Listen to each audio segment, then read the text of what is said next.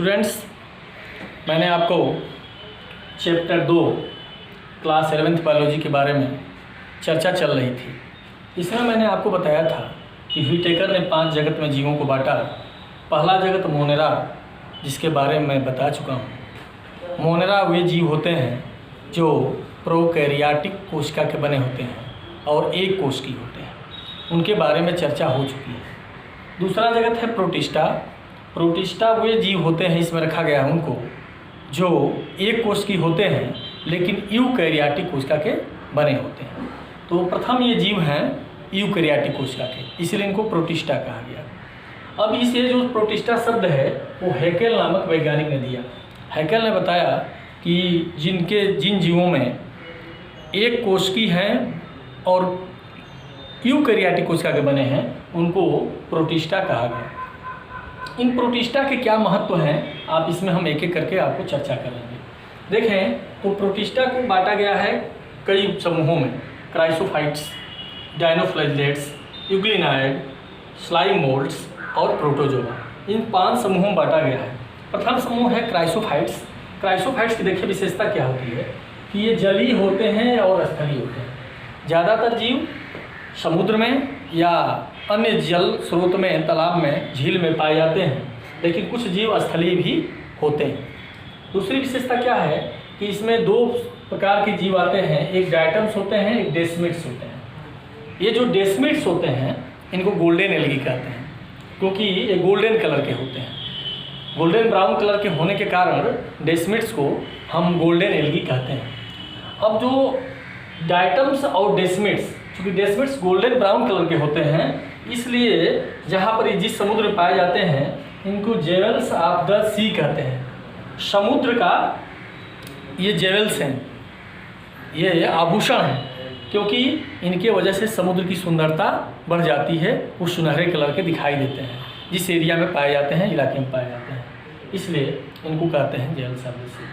आप देखें तो ये जो डायटम्स होते हैं इनमें, या डेस्मिड्स होते हैं इनमें, तो इन डेस्मिड्स का गोल्डन कलर क्यों होता है? एक विशेष प्रकार के पिगमेंट जिसको कहते हैं फ्यूकोजेंथिन। इस फ्यूकोजेंथिन के कारण इसका कलर गोल्डन कलर का होता है, गोल्डन ब्राउन कलर का होता है। एक अगली विशेषता कि इनकी कोशिका भित्ति में एक विशेष प्रकार का पदार्थ पाया जाता है जिसको कहते हैं सिलिका। सिलिका वो पदार्थ है कि जिसके कारण इसकी कोशिका भित्ति सड़ती नहीं है। अतः जब ये जीव मरते हैं तो डिकम्पोज नहीं होते हैं और समुद्र के नीचे जमते जाते हैं, बैठते जाते हैं, और इसके कारण जब ये बड़ी मात्रा में एकत्रित हो जाते हैं तो समुद्र के अंदर एक मृदा का निर्माण होता है जिसको डायटमेशियस अर्थ कहते हैं। डायटमेशियस अर्थ, डायटम मृदा। और ये डायटम मृदा जो होती है वो बहुत ही महत्वपूर्ण होती है, क्योंकि ये फायर प्रूफ होती है और इसका उपयोग पॉलिश बनाने में और पेंट बनाने में करते हैं। इस डायटमेशियस अर्थ का प्रयोग पॉलिश बनाने में और पेंट बनाने में करते हैं।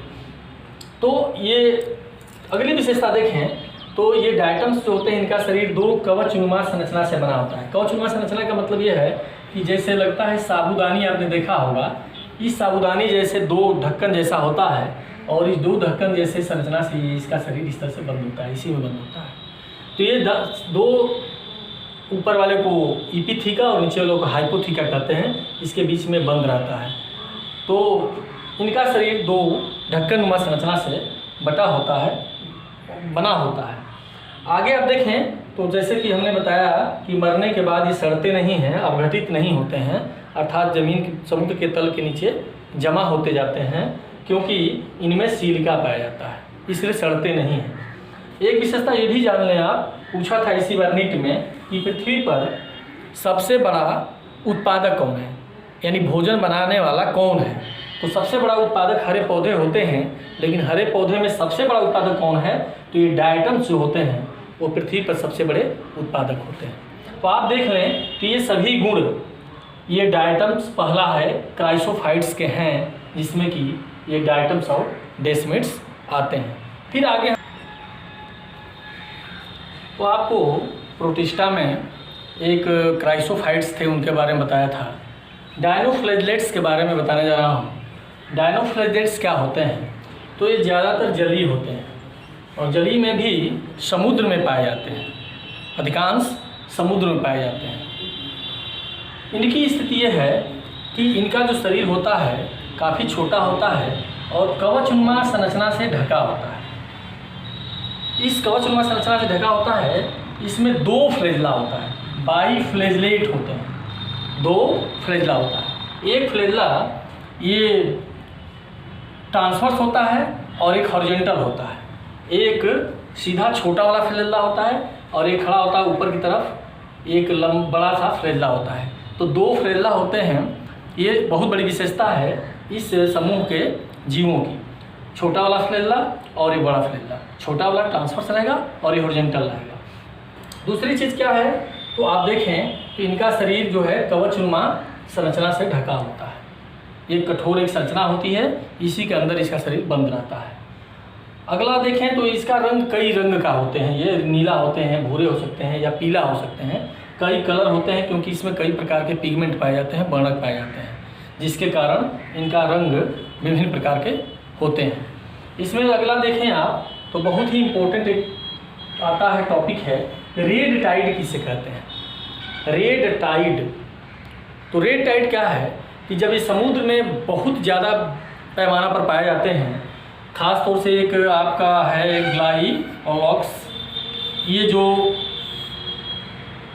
सवाल है डायनोफ्लेजेलेट है, तो यह रेड कलर का लगभग होता है जब समूह में रहता है।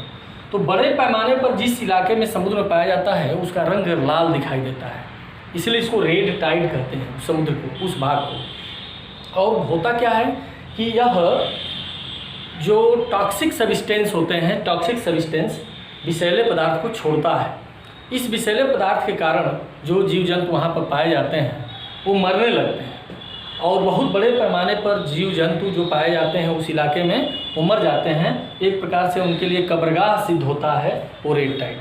तो रेड टाइड क्या है, वह इस ग्लाइओलॉक्स नामक या एक डायनोफ्लेजेलेट की ज़्यादा मात्रा में संख्या पाए जाने के कारण उस इलाके में टॉक्सिन छोड़ने के कारण जहरीला इलाका हो जाता है और देखने में लाल होता है चूँकि, इसलिए उसको रेड टाइड कहते हैं। बहुत इंपॉर्टेंट चीज़ है रेड टाइड। आगे देखें तो इसके कारण क्या होता है, सभी जीव जंतु वहाँ पर जो पाए जाते हैं वो मरने लगते हैं।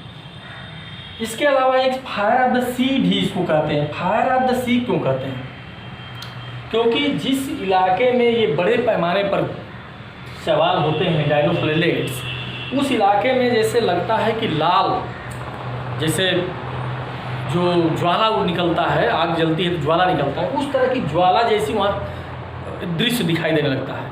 उस ज्वाला जैसी दृश्य जो दिखाई देता है उसके वजह से इसको फायर ऑफ द सी कहते हैं। और ऐसा होता क्यों है, ऐसा इसलिए होता है कि इन जीव डायनोफ्लेजेलेट्स के कोशिका में, उनके शरीर में कुछ इस प्रकार के पदार्थ होते हैं जो लाइट इम्निसेट करते हैं, लाइट को छोड़ते हैं। और लाइट छोड़ते हैं, ऐसे इसी को बायोलुमिनेसेंट कहते हैं। बायोलुमिनेसेंट यानी ऐसे जीव जो लाइट रेज को, विकिरण को ग्लो करते हैं, छोड़ते हैं, उनको बायोलुमिनेसेंट कहते हैं। तो ये बायोलुमिनेसेंट होते हैं यानी विकिरण छोड़ते हैं, जिसके कारण लाल रंग वहाँ दिखाई देता है, ज्वाला जैसे दिखाई देता है, इसलिए इनको फायर ऑफ द सी भी कहते हैं। तो ये इनकी विशेषताएं हैं मुख्य रूप से। और एक चीज़ और है कि ये उत्पादक भी होते हैं। जैसे डायटम्स जो होते हैं पृथ्वी पर सबसे बड़े उत्पादक हैं, उसी प्रकार से ये भी एक उत्पादक होते हैं बड़े पैमाने पर सौर ऊर्जा का। सौर ऊर्जा को अपना ग्लूकोज में फोटोसिंथेसिस द्वारा ये उत्पादन भी करते हैं।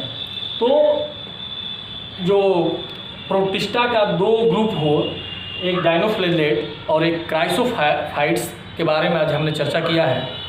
अगले दिन जो 3 ग्रुप हैं, प्रोटोजोआ और स्लाइम मोल्ड्स और यूग्लिनोइड, उनके बारे में चर्चा करेंगे।